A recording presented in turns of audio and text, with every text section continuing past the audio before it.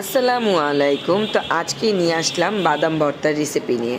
তো বাদামটাকে আগে আমি সুন্দর মতো এভাবে ভেজে নিয়েছি। তারপর বাদামটাকে এভাবে একটা আলাদা সাইড করে রেখে দিলাম। তারপর একটা একটা করে এভাবেই করলে, ভাজার পর এভাবে করলেই আপনার চিকলাটা ছুটে যায়, কারণ চিকলাটা থাকলে বাটতে অনেক কষ্ট হয়। তারপরে অনেকগুলো রসুন এভাবে কুচি করে নিয়েছি। তারপর হালকা একটু তেল দিলাম, কারণ বেশি তেল দেওয়া যাবে না, কারণ বাদাম থেকে এভাবে অনেক তেল উঠে। তো পরে ব্রাউন ব্রাউন করে এভাবে রসুনটাকে আমি ভেজে নিলাম। তারপর পেঁয়াজও ভেজে নিলাম।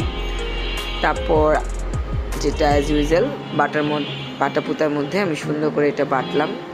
বাটতে আমার অনেক কষ্ট হচ্ছিল, কারণ আমি বাটা পুতায় ব্যবহার করতে পারি না, আমার বাটতে অনেক কষ্ট হয়। তারপরও কষ্ট মষ্ট করে অনেক করে তারপর বেটে নিলাম। ভর্তাটা দেখতে অনেক সুন্দর হয়েছিল।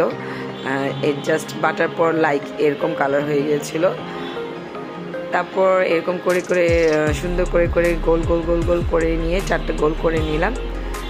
তো এইভাবে করে হয়ে গেল আজকের বাদাম ভর্তা। তো বাসার সবাই যখন ভর্তাটা খেয়ে বলল, হাসি অনেক মজা হয়েছে ভর্তাটা। যাক, আলহামদুলিল্লাহ, সবার কাছে নাকি অনেক মজা লেগেছে। ভর্তাটা খেয়ে সবাই অনেক টেস্ট পেয়েছে।